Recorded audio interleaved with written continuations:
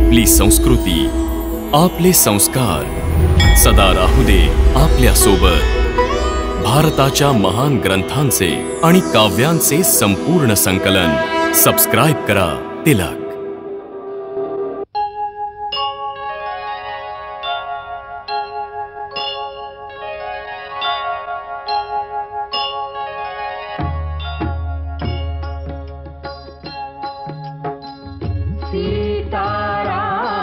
चरित अति पावन, मधुर सरस अरु अति मन भावन।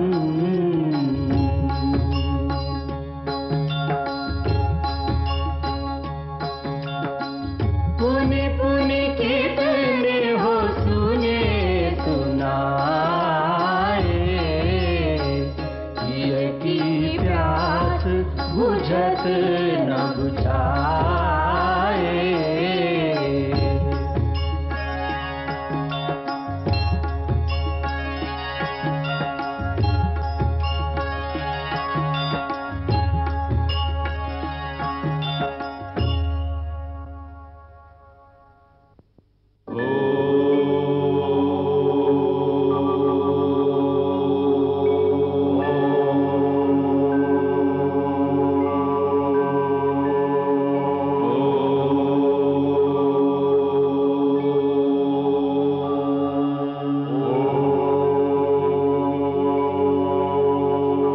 वाल्मीकि मुनि श्रेष्ठ यही, इन सम दूजा नाहि।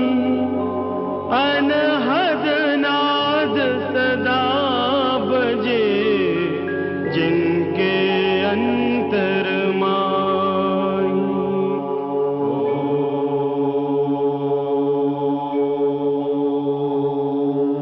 नारायण नारायण श्रीमन्नारायण, नारायण नारायण नारायण नारायण श्रीमन्नारायण, नारायण नारायण नारायण नारायण श्रीमन्नारायण, नारायण नारायण।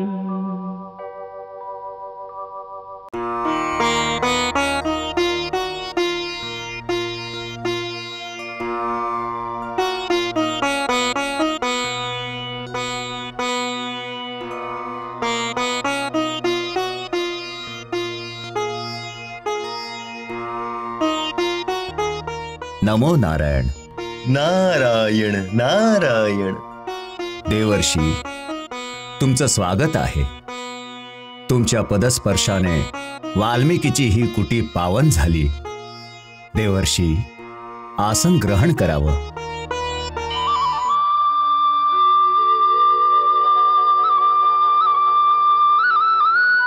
बसा।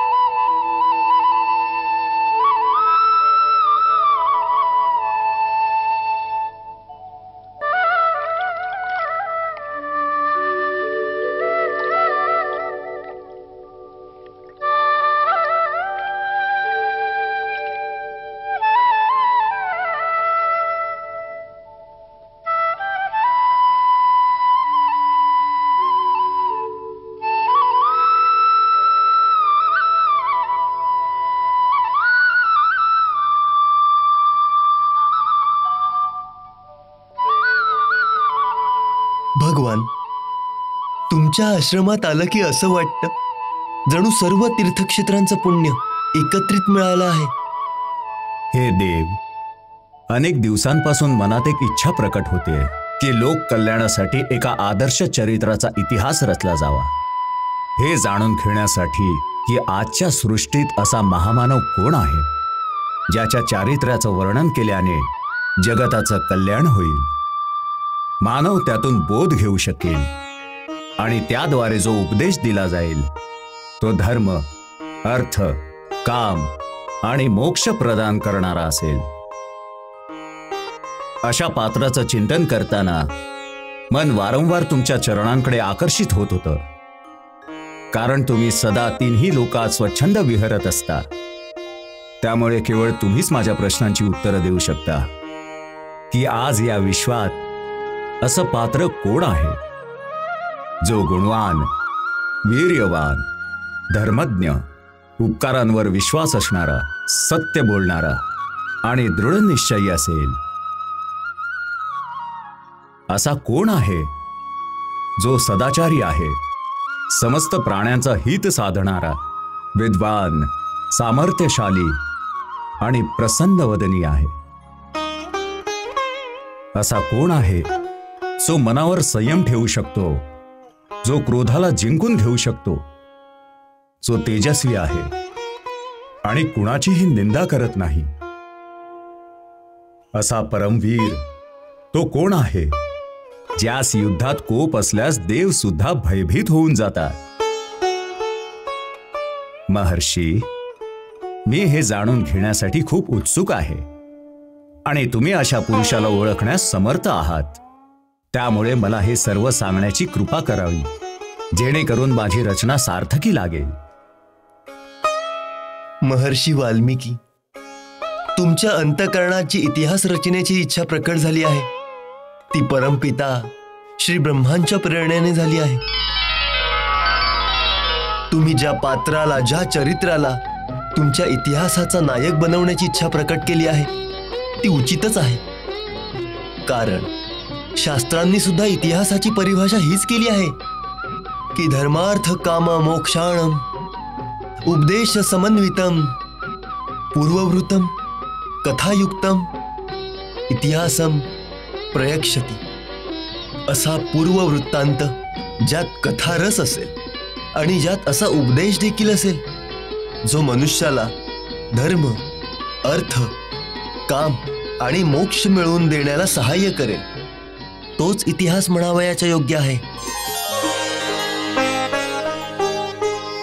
अशाच एका अनुपम इतिहासाच्या रचनेसाठी ब्रह्मदेवांनी तुमची निवड केली आहे. या महान कार्यासाठी समस्त संसारवासी युगानुयुगे तुमचे ऋणी राहतील आणि तुमची पूजा करत राहतील. मी हे देखील पाहतोय की पुढे जाऊन असे घटनाक्रम घडणार आहेत ज्यात स्वतः तुम्हाला देखील एक मुख्य भूमिका पार पाडायची आहे.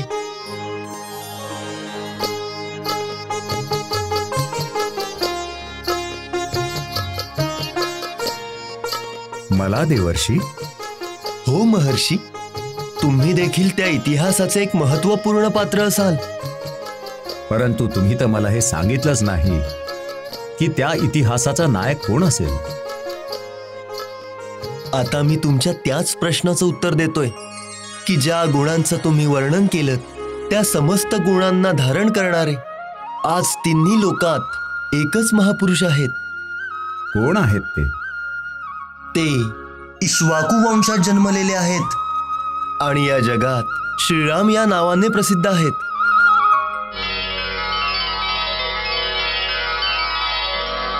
श्रीराम?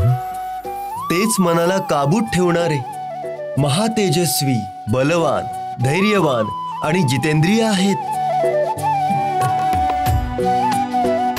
ते धर्म जाणणारे, सत्यवादी, प्रजेच्या हितसाधनेत असणारे यशस्वी, ज्ञानी आणि पवित्र आहेत. ज्या प्रकारे नद्या समुद्राला येऊन मिळतात त्याच प्रकारे सर्व गुण श्रीरामांना येऊन मिळतात. ते गांभीर्यात समुद्र आणि धैर्यात हिमालया समान आहेत. ते भगवान विष्णूंसारखे बलवान आहेत.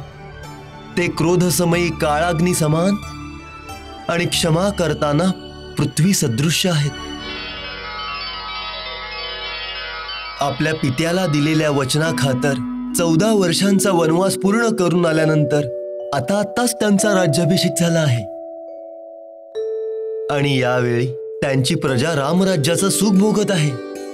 श्रीराम कथेहून सरस जगात दुसरी कोणतीही कथा होणे शक्य नाही. महर्षी, काय सांगू तुम्हाला, ही श्रीराम कथा अपूर्व आहे, अनुपम आहे, कल्याणकारक आहे, सुखकारक आहे. राम कथा सब विधि सुखदाई, राम कथा सब विधि सुखदाई. राम कथा की निर्मल गंगा, शीतल गंगा, उज्ज्वल गंगा अविरल बहती आई. राम कथा सब विधि सुखदाई है, ये कथा सब विधि सुखदाई.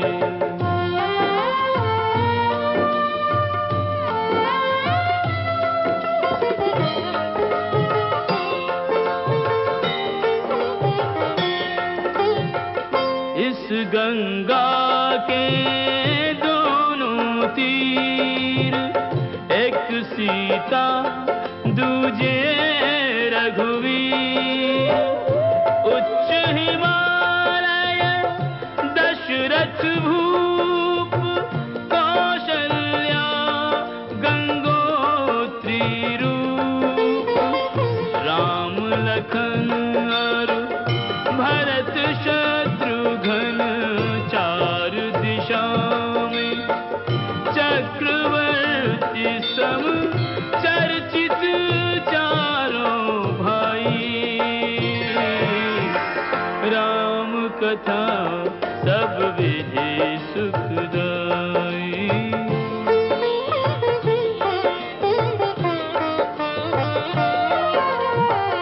पतित उदाहरण परम पवित्र, दीन बंधु मित्रों के मित्र. रघुवर सर्व गुणों की खान, पुरुषोत्तम सक्षम भगवान. तीन लोक में एक न ऐसा सहज स्वभावी, सब में व्यापक श्रीयुत श्री रघुराई. राम कथा सब विधि सुखदाई, राम कथा सब विधि सुखदाई.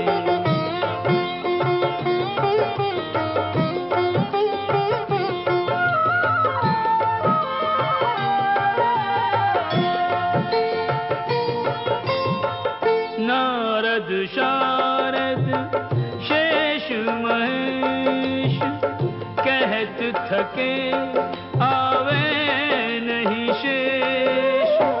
धर्म मूर्ति आदर्श स्वरूप, सीतापति त्रिभुवन के भूप. राम प्रभु की महिमा ऐसी कही न सके, श्री राम स्वयं भी निज गुण नाम बढ़ाई. राम कथा सब विधि सुखदाई.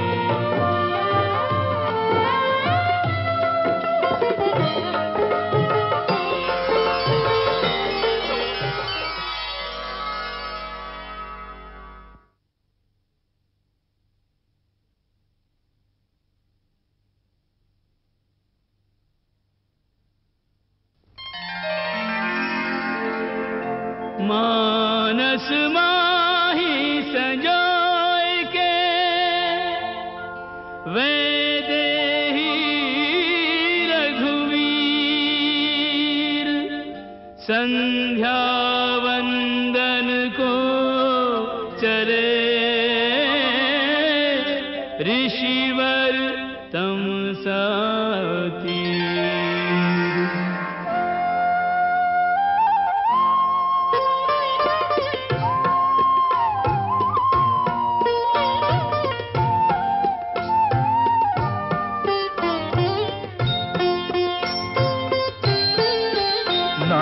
नारद की बखानी लीला नैनन में छवि सी आवे। चितराम के रस में भी जो कछु गावन को अकुलावे।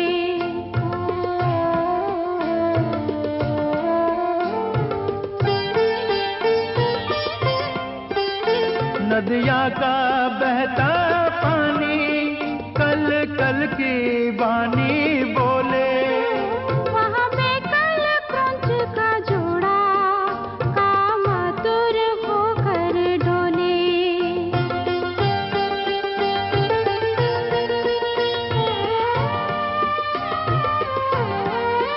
तब वाल्मीकि ने देखा एक व्याध वहाँ पर आया। रत क्रीड़ा करते जोड़े पर निर्मम ने बाण चलाया।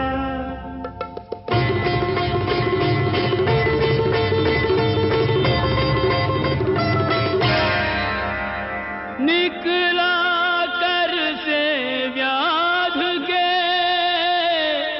ऐसा घातक बाण।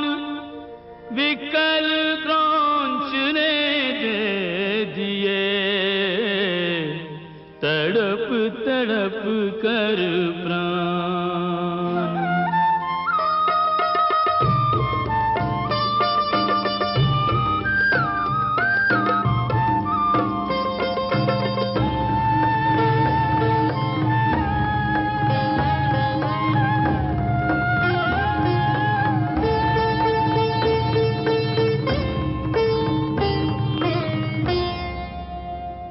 अधम शिकारी तैने पाप कियो भारी।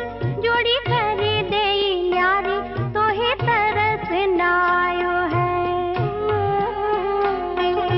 काम मग्न पंछिन की कीड़ा में विघन डारो। वहाँ दुख दीनो तैने कहा सुख पायो है। जीवन उजाड़ो मेरो मैंने का बिगाड़ो तेरो। बिरहा के अगन में मोहे क्यों जरायो है। कौन से जन्म को जे बैर निकारो। मेरो पिया काहे मारो मोहे बधी क्यों ना खायो है।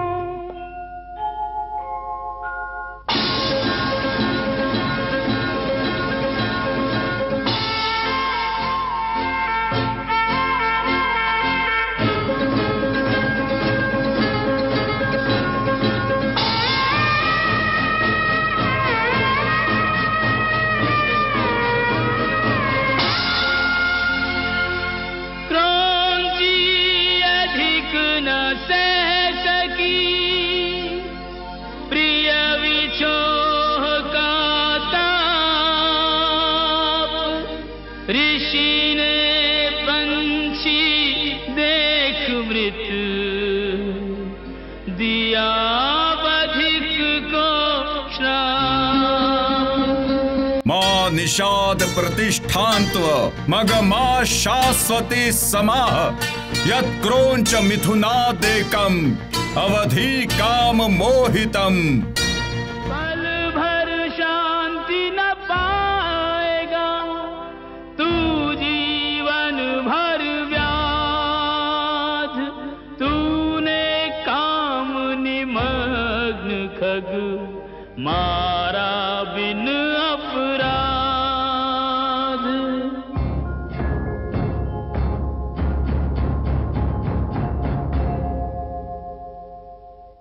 आए आश्रम अनमने मुनिवर अधिक अधीर। सोच रहे किससे कहें अंतरतम की पीर। मुनिवर अधिक अधीर।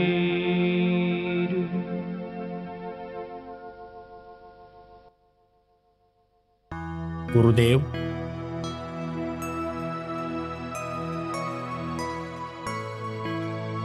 तुम्ही खूप अस्वस्थ आहात. हो वत्सा. त्याचं कारण?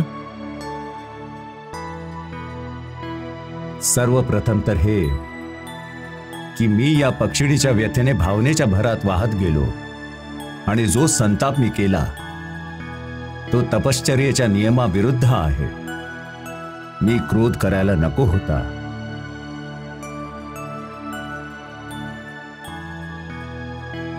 सर्व प्राणी त्यांच्या त्यांच्या कर्मानुसार फळ भोगतात.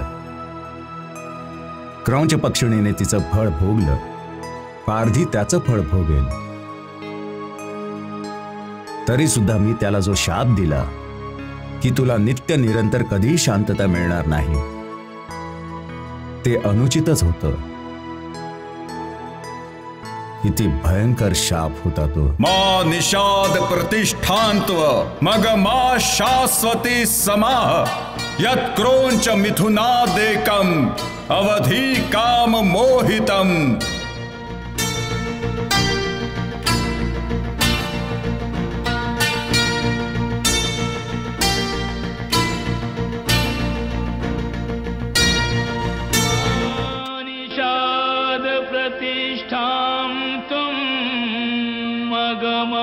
शाश्वती समाः यत् क्रौंच मिथुनादेकम् अवधीः काममोहितम्.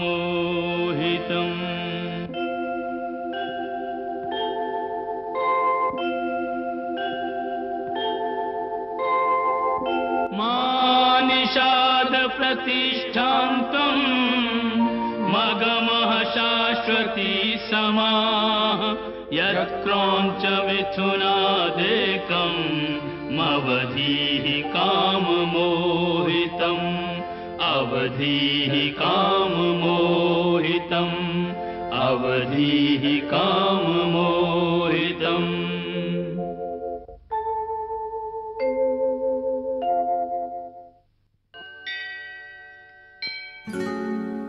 ऐकलंस भारद्वाज? बोला गुरुदेव. पाहिलंस का तू? ऐकलंस ना? काय गुरुदेव? हे बघ, माझ्या मुखातून शाप रूपाने जे वाक्य बाहेर पडलंय ते 4 चरणात बद्ध आहे. त्याच्या प्रत्येक चरणात 8 अक्षर राम समान आहेत. त्याला एका लयीत गायलं सुद्धा जाऊ शकतं. त्यामुळे हे वचन श्लोक बनून छंदबद्ध काव्यरूप झालं आहे. याचा अर्थ आहे की हे सृष्टीचं पहिलं काव्य असेल. अवश्य.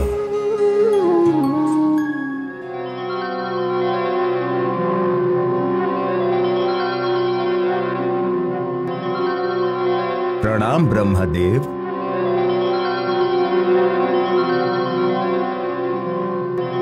कल्याण नमस्सु.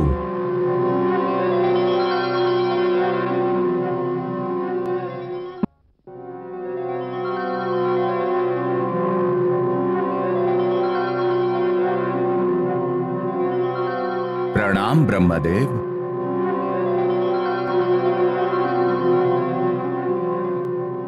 कल्याण वस्तु.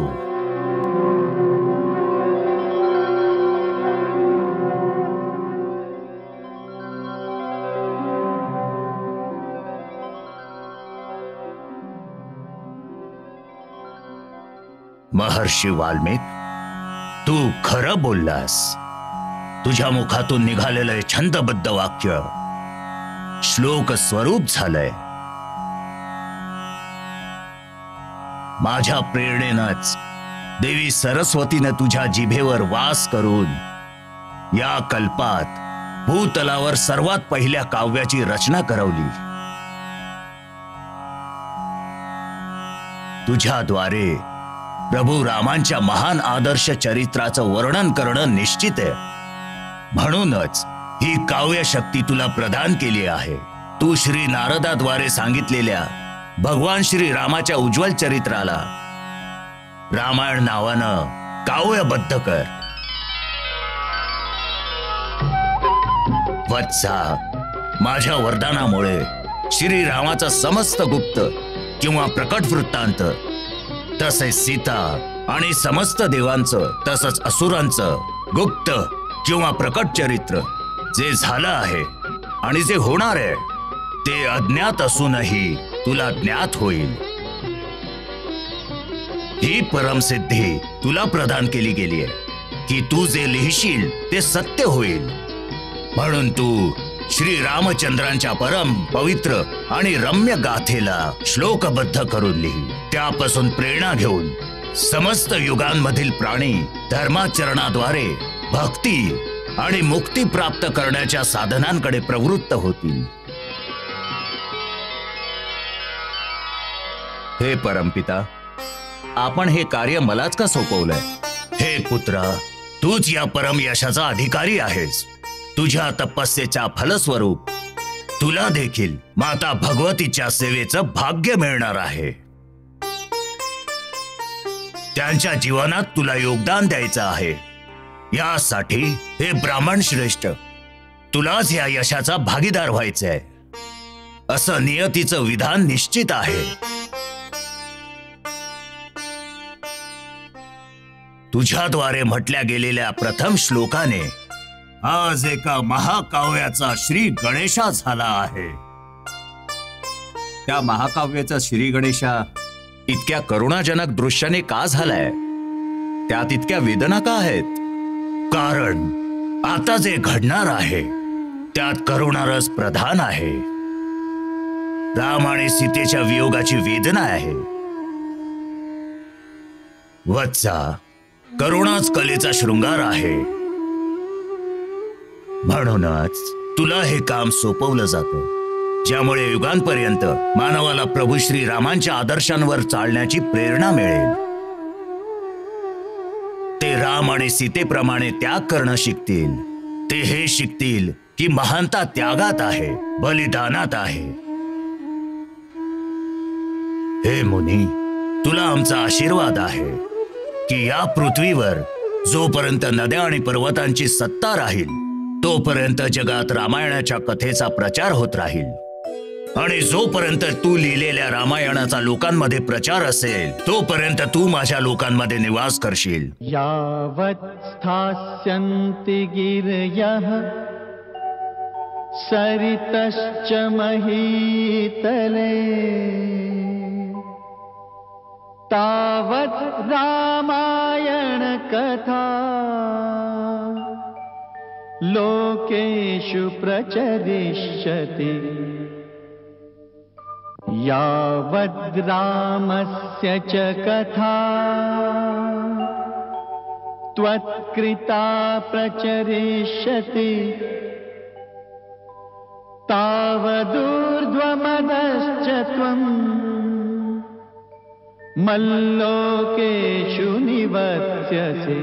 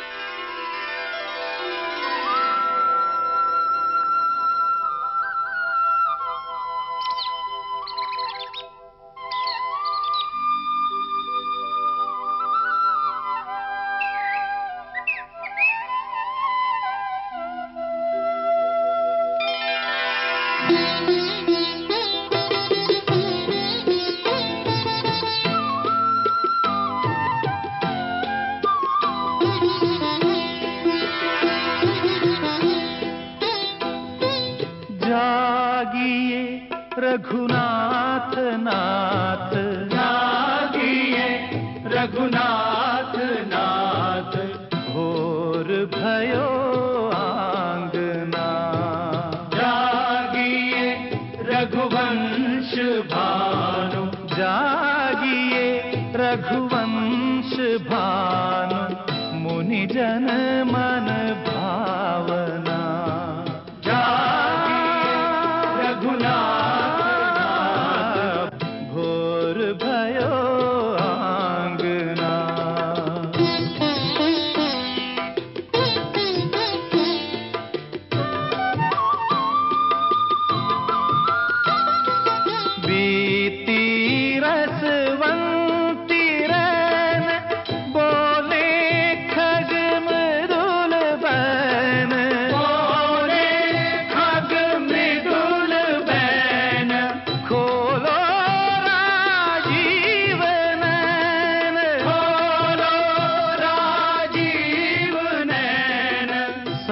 सुख सरसावना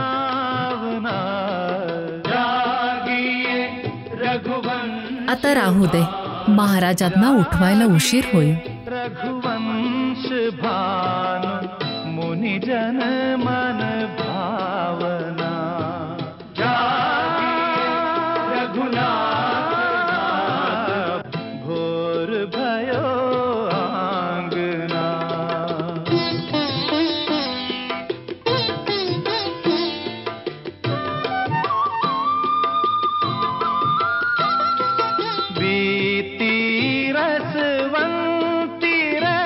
महाराज उठा, सूर्यदेव उगवण्यासाठी आपली प्रतीक्षा करत आहेत.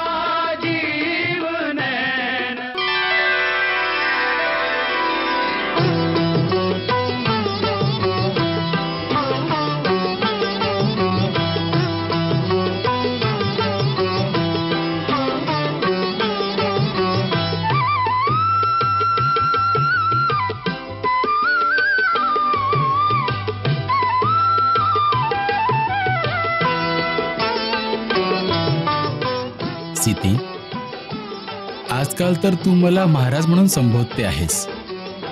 मला खूप विचित्र वाटतं. या संबोधनाला ऐकण्याची अजून सवय नाही मला, म्हणून ते खटकतं. राजा बनला आहात तर मग हे संबोधन तर ऐकावंच लागेल ना. मग तर मलाही तुला महाराणी म्हणून हाक मारावी लागेल. मी तुमची महाराणी थोडीच आहे. आणि मी तुझा राजा आहे. अवश्य, राजा तर सर्वांसाठी राजाच असतो. आणि तसंही राज्याभिषेकाच्या आधी तुम्ही माझ्या हृदयाचे राजाच तर होतात.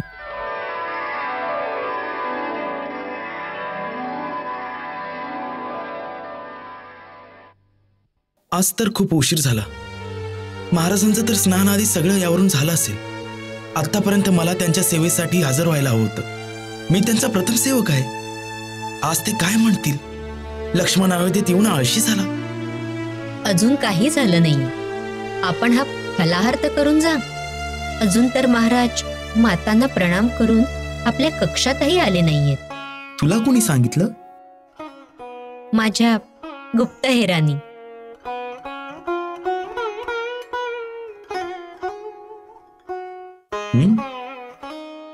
तर तूही गुप्तहेर नेमलेस?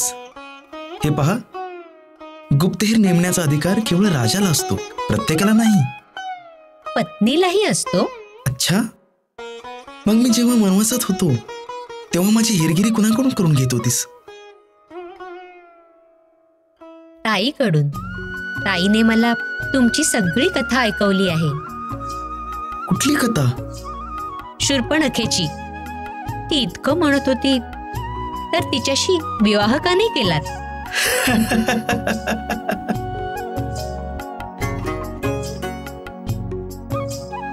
नाथ, काही खाऊन घ्या. नाही, खूप उशीर झालाय. खरंच आज मला महाराजांसमोर लज्जित व्हायला लागेल. चिंता करू नका नाथ. महाराज आत्ताच आपल्या पूजा कक्षात गेले.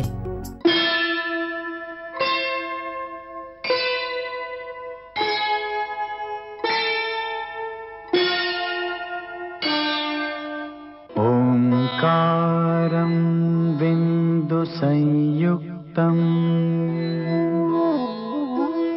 नित्यं ध्यायन्ति योगिनः कामदं मोक्षदं चैव ओंकाराय नमो नमः. मम इष्ट मम आराध्य है शिव शंभु परम असाध्य है. मम इष्ट मम आराध्य है शिव शंभु परम असाध्य है. अखिलेश जगनायक विभो आदिश शिवदायक विभो इच्छा रहित गौरीश हो ईशान दिश के ईश हो मम इष्ट मम आराध्य है शिव शंभु परम असाध्य है। ओम नमः शिवाय ओंकार रूपाय।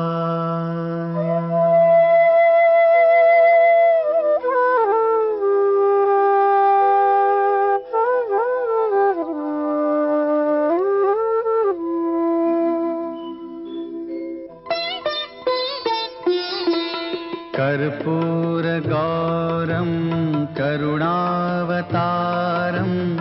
संसार सारम भुजगेन्द्रहारम सदा वसंतं हृदयारविंदे भवं भवानी सहितं नमामि। मम इष्ट मम आराध्य है शिव शंभु परम असाध्य है। ओम नमः शिवाय च शिवतराय च नमः शंभवाय च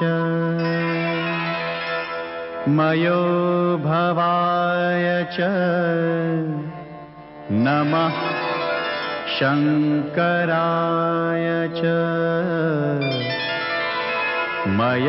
मयस्कराय च नमः।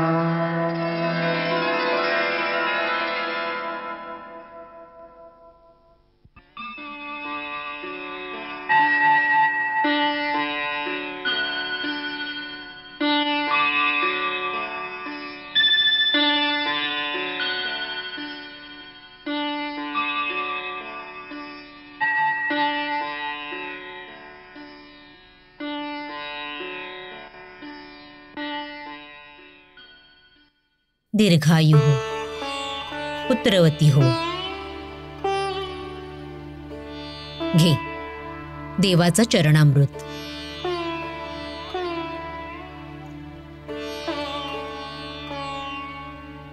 राम, आम्हा तिन्ही मातांची इच्छा आहे की यावर्षी शरद नवरात्रीच्या दिवसांमध्ये एका मोठ्या यात्रेसाठी प्रस्थान करावं।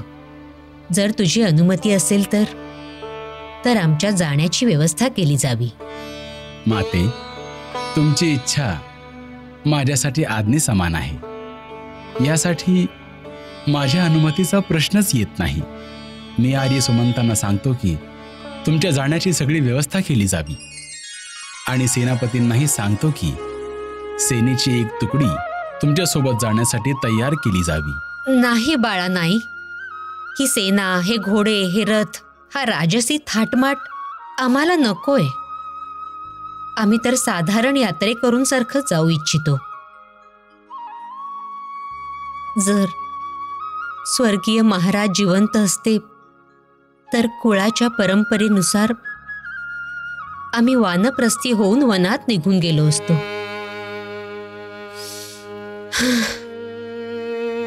हा आमचा वानप्रस्थ आहे असंच समज। आध्यात्मिक जागृतीसाठी आम्हाला तपस्या करू दे। आई, तू असं का म्हणते आहेस? तुमच्या जाण्यानंतर मी एकटा होऊन जाईन। इतक्या साऱ्या जबाबदाऱ्या घेऊन चालता चालता जेव्हा मी थकून जाईन तेव्हा कुणाच्या मांडीवर डोकं ठेवून थोडीशी विश्रांती घेऊ? या मोहमायेच्या गोष्टी आहेत राम, तुझ्या मुखातून चांगल्या नाही वाटत। बघ, असा विचार करून मनुष्य या संसारात राहिला की इथं माझी गरज आहे, तर मग युगानुयुगे तो मरण्याची इच्छा नाही करणार, कारण त्याच्या मुलाला त्याची आवश्यकता आहे. उद्या त्याच्या मुलाच्या मुलाला त्याची आवश्यकता असेल, मग व्यापाराला त्याची आवश्यकता असेल, मग राज्याला, मग समाजाला, मग शेवटी तो असं समजू लागेल की माझ्याशिवाय ही पृथ्वी आकाशात कशी स्थिर राहील. अशाच प्रकारे तो त्याच्या आवश्यकतेचं जाळं स्वतःच विणत जाईल. त्याला असंच वाटेल की मी तर केवळ माझ्या कर्तव्याला विवश होऊन इथं राहतोय. तो हे सुद्धा विसरेल की हा तर केवळ त्याचा मोह आहे. तो नाही राहणार तरीही संसार असाच चालत राहील. येणारी प्रत्येक पिढी आपला मार्ग स्वतःच निर्धारित करते आणि आधीच्या पिढीला युवा पिढीच्या विकासासाठी त्यांच्या मार्गातून बाजूला झालं पाहिजे. ज्याने ज्ञान आणि विज्ञानाच्या उन्नतीसाठी नव्या दिशा खुल्या होतील. हेच वानप्रस्थाचे वैदिक संविधान आहे. संन्यासासारखा मनुष्याला एकदा हा निर्णय अचानकच घ्यावा लागतो.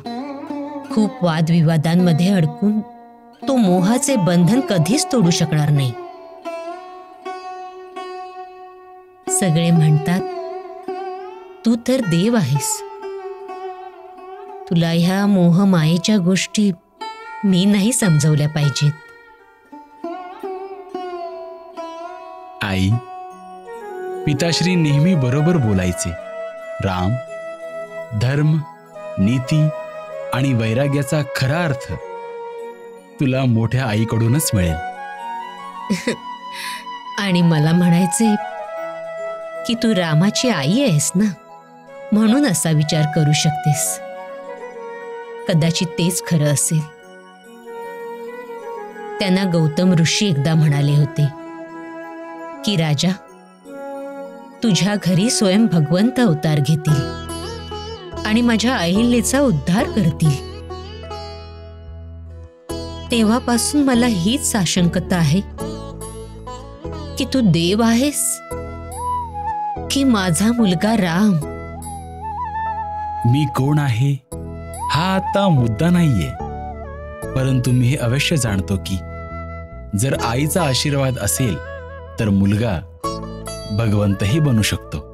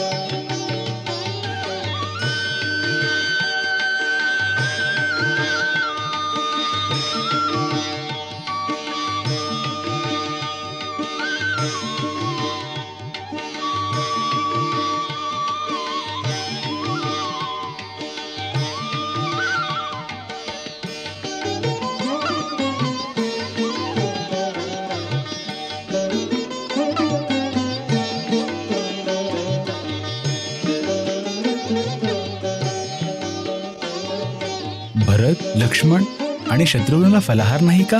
आपण हे काय बोलताय? 14 वर्ष बाहूजी वहिनींच्या हातची कंदमुळं खाऊन कंटाळले नसतील का? आता उर्मिलाला पण त्यांना खाऊ घालण्याची संधी मिळाली पाहिजेच.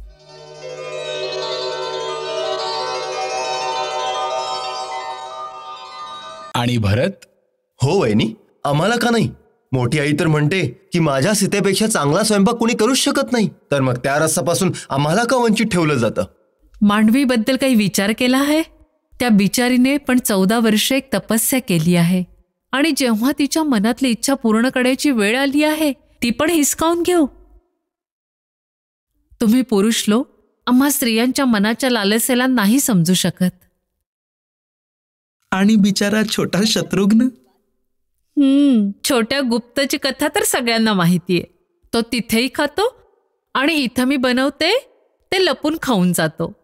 सगळ्यात लहान आहे म्हणून तर वहिनीचा लाडका आहे. केवळ वहिनीचाच नाही, मी तर दादाचा पण लाडका आहे. महाराजांचा विजय असो. गुप्तचर विभागाचे प्रमुख आर्यभद्र आणि आर्य सुमंत आपल्याला भेटण्यासाठी परवानगी मागतायत. त्यांना मंत्रिगृहात घेऊन या, आम्ही तिथंच त्यांना भेटू.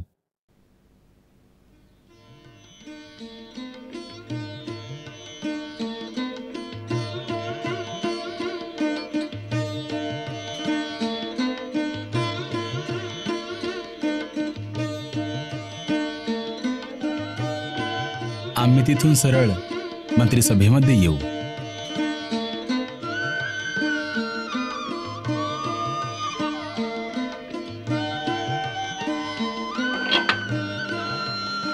बाळा, उरलेलं का? मी अजून मागवते. वहिनी, हा आमच्यासाठी तर देवाचा प्रसाद आहे.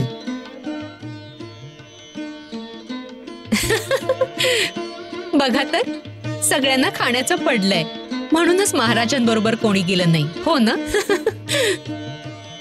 जेव्हा महाराज आपल्या गुप्तचरांना भेटतात तेव्हा तिथे कुणालाही जायला परवानगी नाही. का? मग गुप्त काय राहील? हे गुप्तचरच तर राजाचे डोळे आणि कान असतात, ज्यांच्याद्वारे राजा एका बाजूला आपली प्रजा आणि दुसरीकडे आपल्या राज्याधिकाऱ्यांवर नजर ठेवू शकतो की कोण काय करतंय. ज्या राजामध्ये इतकीही चेतना नसेल आणि जो केवळ आपली दरबारी आणि खुशमस्कऱ्यांचे ऐकत असेल, तर तो कधीही कोणत्याही षडयंत्राचा शिकार होऊ शकतो. परंतु तुमच्यापासून काय लपवायचं? का नाही? जर माझ्या विरुद्ध काही तक्रार असेल तर मी असताना ती राजापर्यंत कशी पोहोचणार? महाराज म्हणाले होते की राजाचा कोणीही सगा संबंधी नसतो. अच्छा, पत्नी सुद्धा नाही? नाही, कोणीही नाही. पिताश्री म्हणायचे, आपल्या गुप्तचरांचं म्हणणं तर राजाला आपल्या हृदयातच गुप्त ठेवली पाहिजे.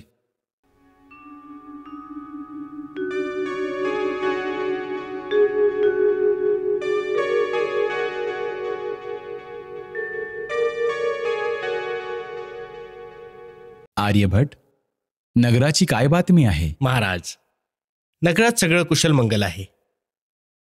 काल संपूर्ण दिवस नगरात चहूबाजूंनी नगरवासी आपल्या नवीन राजाचं गुणगान करत होते.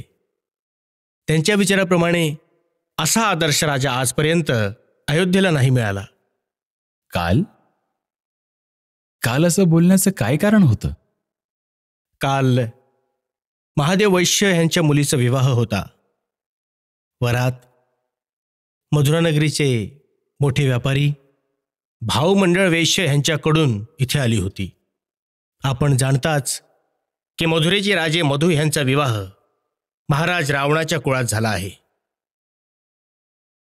त्यांचा पुत्र लवणासुरच हल्ली राज्य करतोय. असं वाटतंय की त्या वरातीमध्ये त्याचे काही गुप्तचर सुद्धा आले होते. ते नगरीमध्ये ठिकठिकाणी दुकानांमध्ये काही वस्तू खरेदी करण्याच्या बहाण्याने जात होते आणि नागरिकांना आपल्याबद्दल अनेक प्रश्न विचारत होते, जसे की अयोध्येचा राजा कसा आहे.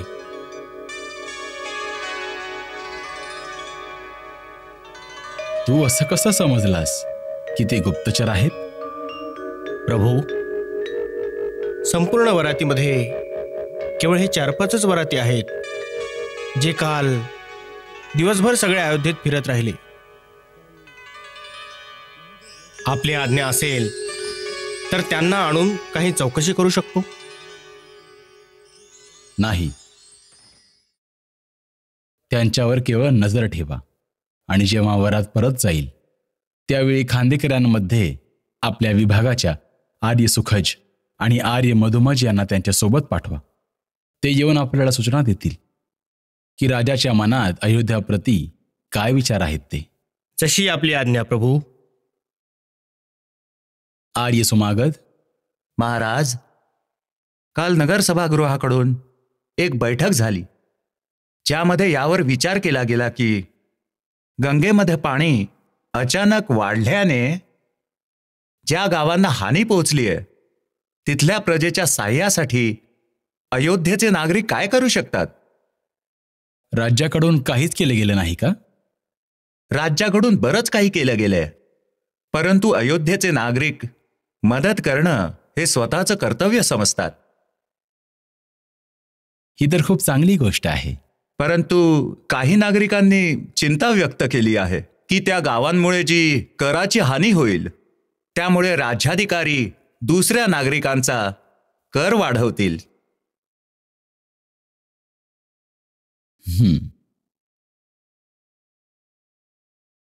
आणखी?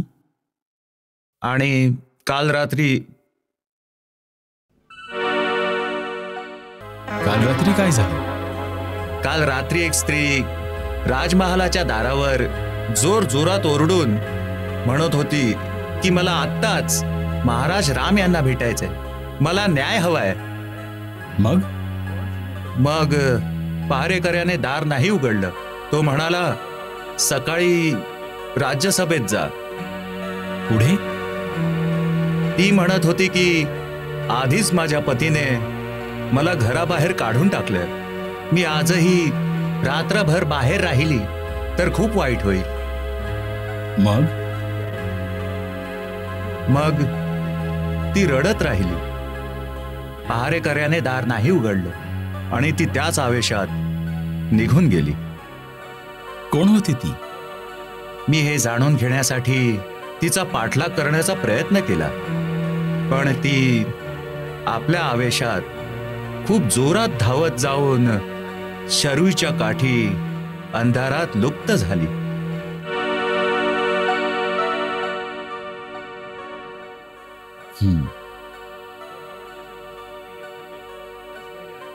आणखी काय बातमी आहे? बस महाराज, बाकी सगळं कुशल मंगल आहे.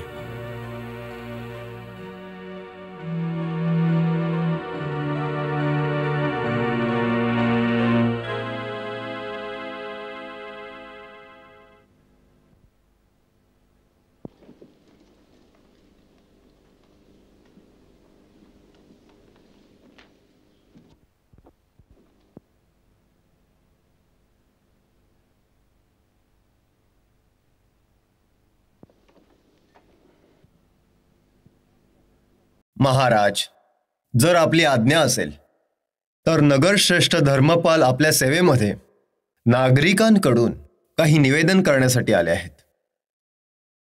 आम्ही त्यांची समस्या जाणतो. काही नागरिकांना अशी शंका आहे की राज्याकडून त्यांचा कर वाढवला जाईल, परंतु त्यांची शंका निराधार आहे. आपण सगळे साधारण प्रजेकडून अवास्तव कर घेण्यासाठी कधीही सहमत नाही होऊ शकत. प्रजेकडून कर घेणं आवश्यक आहे, पण आमच्या विचाराप्रमाणे राजाला कर त्याच प्रकारे घेतला पाहिजे जसा सूर्य जमिनीवरून जल शोषून घेतो.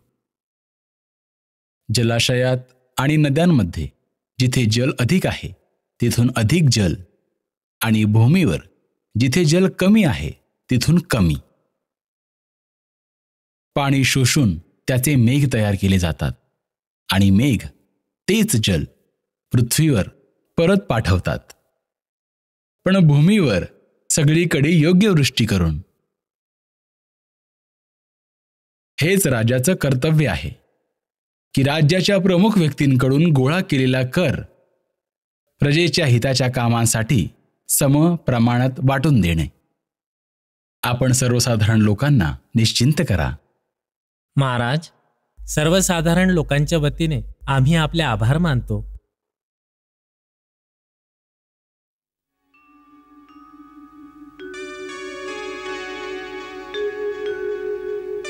आर्य सुमंत, महाराज, काल रात्री राजपालाच्या दारावर एक स्त्री न्याय मागायला आली होती, पण तिला सकाळी असं सांगून परत पाठवलं गेलं का? राजद्वाराच्या प्रमुख पहारेकऱ्याला बोलावून त्याची चौकशी करा. महाराज, मला ही सूचना प्रातःकाळीच मिळाली होती. मी त्याची चौकशी सुद्धा केली आहे. पहारेकऱ्यांचं म्हणणं आहे की महाराज त्यावेळी महाराणींसोबत आपल्या विश्रामगृहात निघून गेले होते. महाराज आणि महाराणीच्या विश्राम घेण्यात बाधा होऊ नये यासाठीच तिला आज सकाळी बोलवलं आहे. आर्य सुमंत, जर न्याय करण्यात उशीर केला गेला तर तो न्याय न राहता अन्याय होऊन जातो आणि कधी कधी त्याचा परिणाम खूप भयंकर होऊ शकतो. माझ्या विचाराप्रमाणे जर प्रजेचा कुणीही व्यक्ती रात्री बेरात्री जागत असेल तर राजाला आरामात झोपण्याचा काही अधिकार नाहीये. आम्ही राजसिंहासनावरून घोषणा केली होती की आम्ही आजपासून संन्यासाचे जीवन व्यतीत करू आणि प्रजाहितासमोर आमच्या वैयक्तिक जीवनाचे काही मोल नाही. त्यामुळे प्रजेच्या कोणत्याही व्यक्तीला राजापर्यंत पोहोचण्यासाठी तितकीच सुविधा असली पाहिजे जितकी एका संन्याशाच्या कुटीमध्ये जाण्यासाठी. काहीही झाले तरी त्या महिलेला शोधून आमच्यापर्यंत घेऊन या.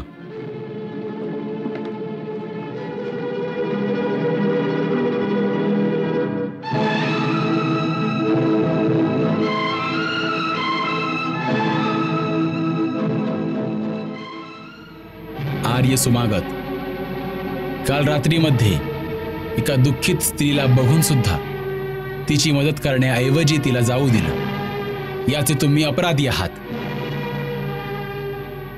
तुमचा दुसरा अपराध हा आहे की तुम्ही तिचा पूर्ण शोध घेण्याआधीच आमच्याकडे आलात. त्रुटींना क्षमा करा महाराज. नाही, आम्ही तुम्हाला आमच्या सेवेतून निलंबित करतो आहोत. जोपर्यंत तुम्ही सगळ्या गोष्टींचा तपास करून येत नाहीत की ती कोण होती, कुठे राहते, कुणाची स्त्री आहे आणि तिच्या पतीनं तिला घरातून का हाकललं आहे, तुम्हाला आमच्यासमोर येण्याचा काहीच अधिकार नाहीये. प्रत्येक गावात जाऊन तुम्ही शोध घ्या. ज्यावेळी ही सगळी माहिती गोळा कराल त्यावेळी आमच्या समोर या.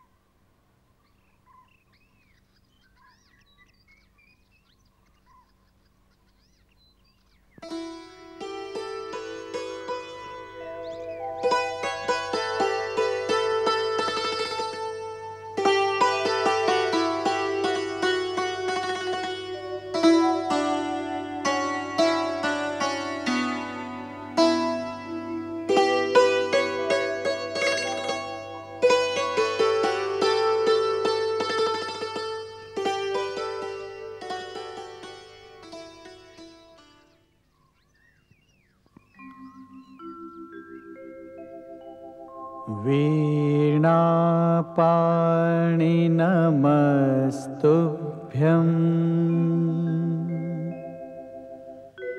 नमस्तुभ्यं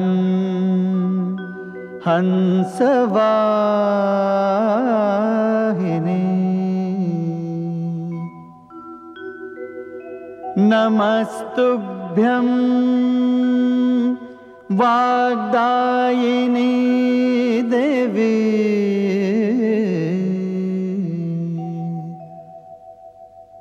सरस्वती नमो नमः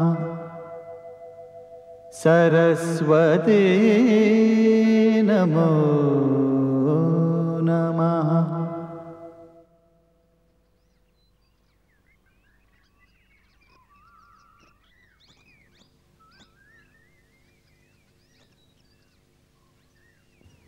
हे माते, असं वरदान दे की जे माझ्या लेखणीनं लिहिलं जाईल ते प्राणीमात्रांसाठी कल्याणकारी असेल.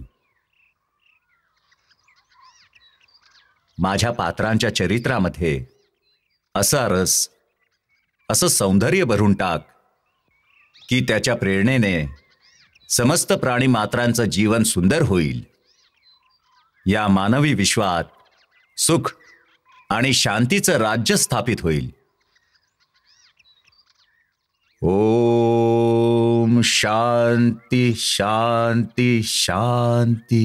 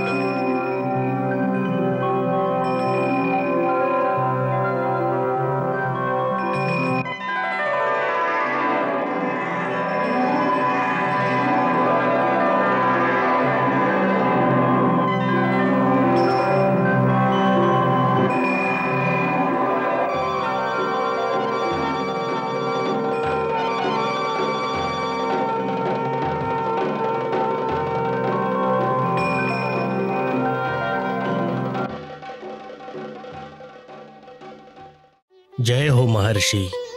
आजपासून रामायण महाकाव्याच्या रचनेचा आरंभ झाला. समस्त प्राणीमात्रांसाठी हे कल्याणकारी सिद्ध होऊ दे. महर्षी, जनकल्याणासाठी आपण प्रभूच्या लीलेचं वर्णन करणार आहात. आज आपल्यावर हे उत्तरदायित्व येऊन पडलं आहे की प्रभूच्या सगुण रूपाचे अशा प्रकारे वर्णन करा की साधारण प्राणी सुद्धा भक्ती रसात बुडून जाईल, ज्यामुळे प्रभूंच्या अनेक चरित्रांना बघून पुन्हा कोणत्याच शंकेत फसू नये, जसा एकदा मी फसलो होतो. मंगल भवन अमंगल हारी, द्रव हो सुदशरथ अजिर बिहारी.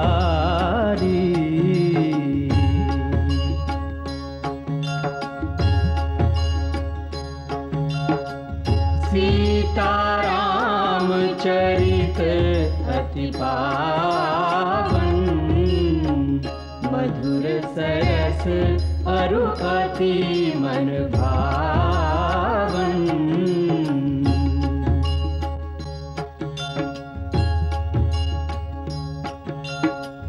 पुनि पुनि कितने हो सुने सुनाए, किय की प्यास बुझत न बुझ